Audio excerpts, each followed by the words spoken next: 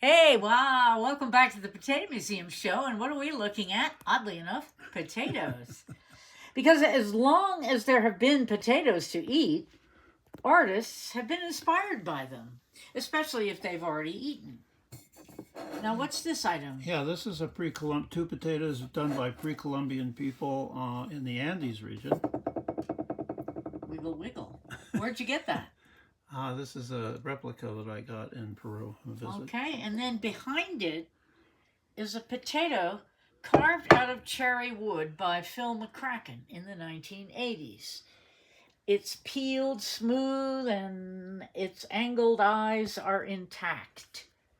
No, this is a picture of Phil in his studio with one of his really larger sculptures of birds, and that was one of his specialties.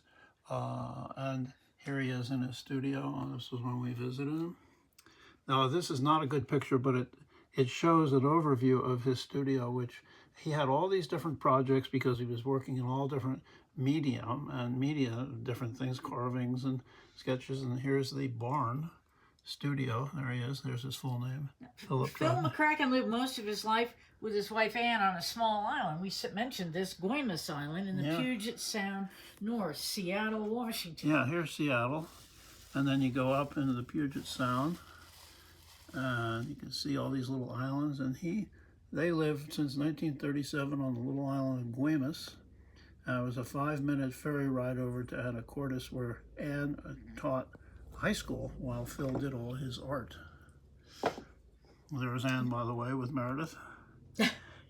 Buying blueberries, I believe, my favorite fruit. Yeah. Phil mostly was focused on the living earth, on living plants and animals and the magic of life. And mostly known for his bronze and wood sculptures of birds and other creatures. Now, this little owl, we are lucky enough to have. Yeah, this is one of his little bronze owls. We're going to see a little bit more of that in a minute. And he was also focused on what were called his cosmos-themed works. Yeah, let's look at this video of him talking about his work and his art.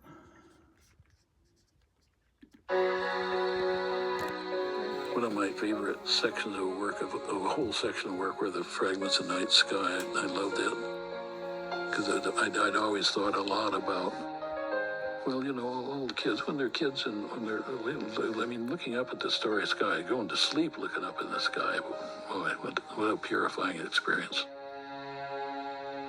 And what a positioning it affords people, to put them in the proper context of relations to each other and to the cosmos.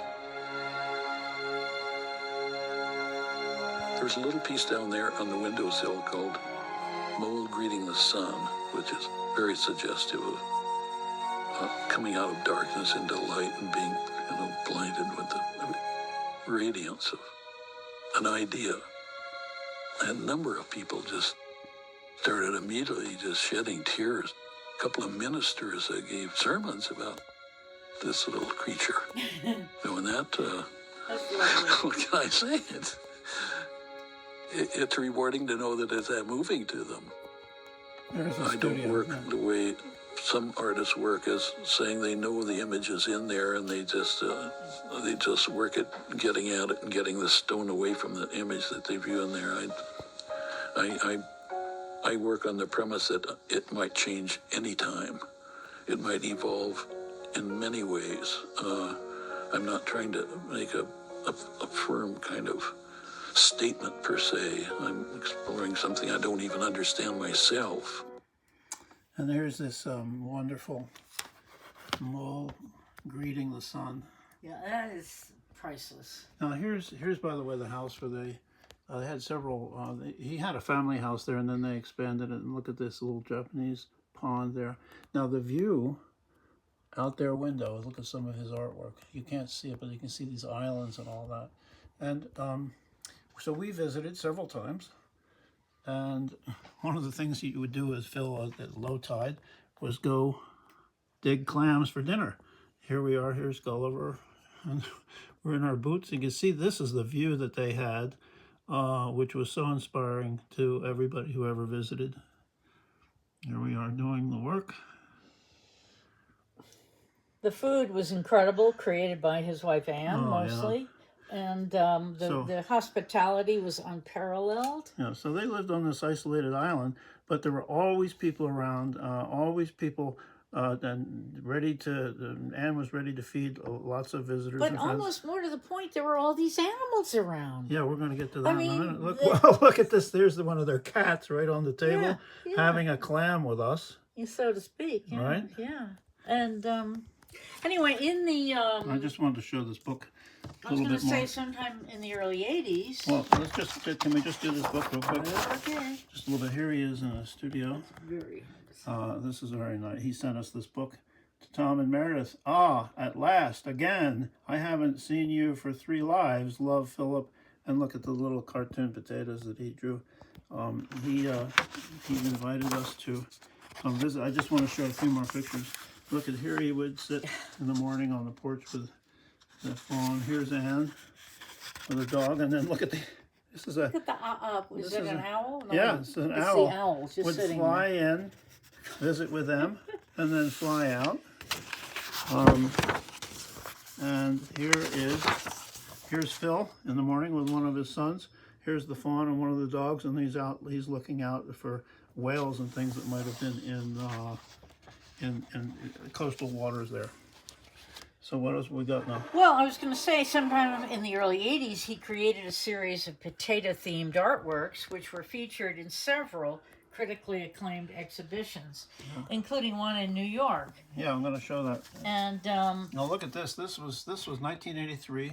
The exhibit that was in across the country in New York and Seattle was called "From the Potato Patch," and it was a real departure. This is the exploding potato, by the way. He has said here, ETH. Sorry you missed this. Best regards, PM. So he did a whole series, and this was a departure right from his normal work. He doing something that was under the ground, not a creature and not the cosmos sky. And the eyes have it. Look at that. New York host McCracken art, an artist. Eyes the potato. So lots of good headlines. This is the catalog from the show in New York. And here's that potato that he eventually donated to us. We had it in an exhibit in the Botanic Garden, U.S. Botanic Garden, right? 2010. Yeah, Yep. It was featured in the exhibit, and then he donated it to us for permanent collection. Here's some more of these series that he did on paper. Look at these potatoes underground radiating. I think there's another. Oh, yeah. Look. So what do we want to say? I was going to read one sentence that he wrote, Okay. if I can find it.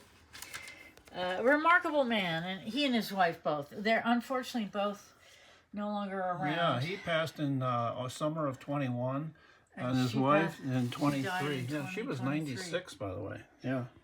He says, one is inspired by the marvelous and powerful giving of the earth's energy to growing things. I just want to maybe end this with this video here. Oops. Yeah, here's that view of the Phil and Anne McCracken's front yard, basically. The view out over the Puget Sound. That's just... The thing for me is the balance between the two things. And that's what works for me. And when I married, I said, I'm never going to make a lot of money.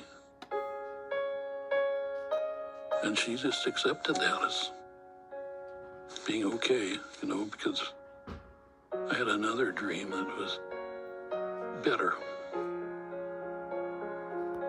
Often, yep. All right, so that's a little bit of clip from the American Masterwork series.